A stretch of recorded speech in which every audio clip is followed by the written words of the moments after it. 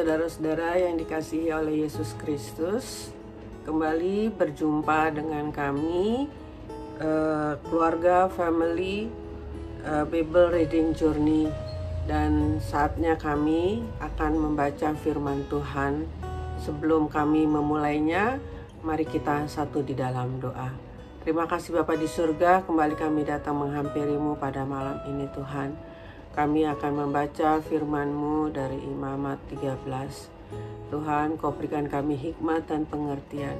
Pimpinan daripada Roh Kudus-Mu menyertai kami dari awal, pertengahan hingga akhir. Sehingga kami mengerti apa maksud dari pembacaan firman-Mu pada malam ini, sehingga menjadi rema dalam kehidupan kami. Hanya di dalam anak-Mu Yesus Kristus kami sudah berdoa dan mengucap syukur pada Bapa di surga. Haleluya, amin. Pembacaan firman malam ini dari Imamat 13 ayat 18 sampai 37 dengan judul penyakit kusta. Apabila pada kulit seseorang ada barah yang telah sembuh, tetapi di tempat barah itu timbul bengkak yang putih atau pano yang putih kemerah-merahan, haruslah orang itu minta diperiksa oleh imam. Kalau menurut pemeriksaannya panau itu kelihatan lebih dalam daripada kulit dan bulunya telah berubah menjadi putih, maka imam harus menyatakan orang itu najis karena penyakit kustalah yang timbul dalam darah itu. Tetapi jikalau panau itu diperiksa oleh imam dan ternyata tidak ada bulu yang putih padanya dan tidak lebih dalam pada kulit, malahan pudar, imam harus mengurung orang itu 7 hari lamanya. Dan jikalau pano itu memang meluas pada kulit, imam harus menyatakan dia najis, itu penyakit kusta.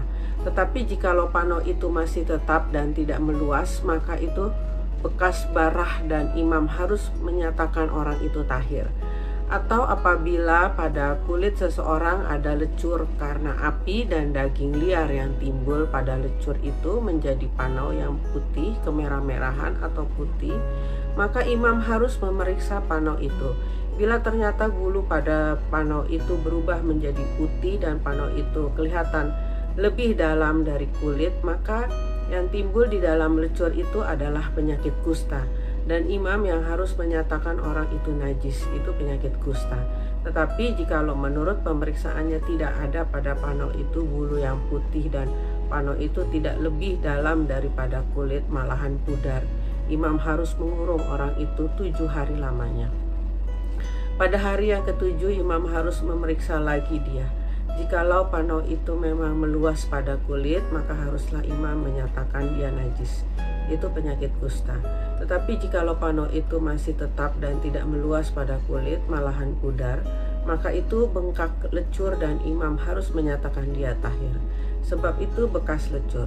Apabila seorang laki-laki atau perempuan mendapat penyakit pada kepala atau pada janggut, imam harus memeriksa penyakit itu. Bila itu kelihatan lebih dalam dari kulit dan ada padanya rambut halus yang kuning, maka imam harus menyatakan orang itu najis karena itu kudis kepala, yaitu kusta kepala atau kusta janggut. Dan apabila menurut pemeriksaannya penyakit kudis itu tidak kelihatan lebih dalam dari kulit dan tidak ada padanya rambut yang hitam, maka imam harus mengurung orang yang kena penyakit kudis itu 7 hari lamanya. Pada hari yang ketujuh imam harus memeriksa penyakit itu. Bila ternyata kudis itu tidak meluas dan tidak ada rambut yang kuning padanya, dan kudis itu tidak kelihatan lebih dalam dari kulit, maka orang itu harus bercukur. Hanya tempat kudis itu tidak boleh dicukurnya. Lalu imam harus mengurung orang yang kena kudis itu untuk kedua kalinya 7 hari lagi. Kemudian pada hari yang ketujuh imam harus memeriksa lagi kudis itu.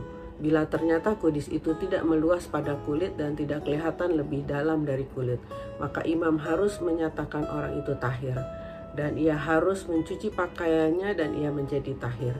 Tetapi jikalau kudis itu memang meluas pada kulit sesudah ia dinyatakan tahir, dan menurut pemeriksaan imam kudis itu meluas pada kulit, maka imam tidak usah lagi mencari rambut yang kuning, memang orang itu najis. Tetapi jikalau menurut penglihatan imam kudus itu masih tetap dan ada rambut hitam tumbuh pada kudus itu, maka kudus itu sudah sembuh dan orang itu tahir, dan imam harus menyatakan dia tahir.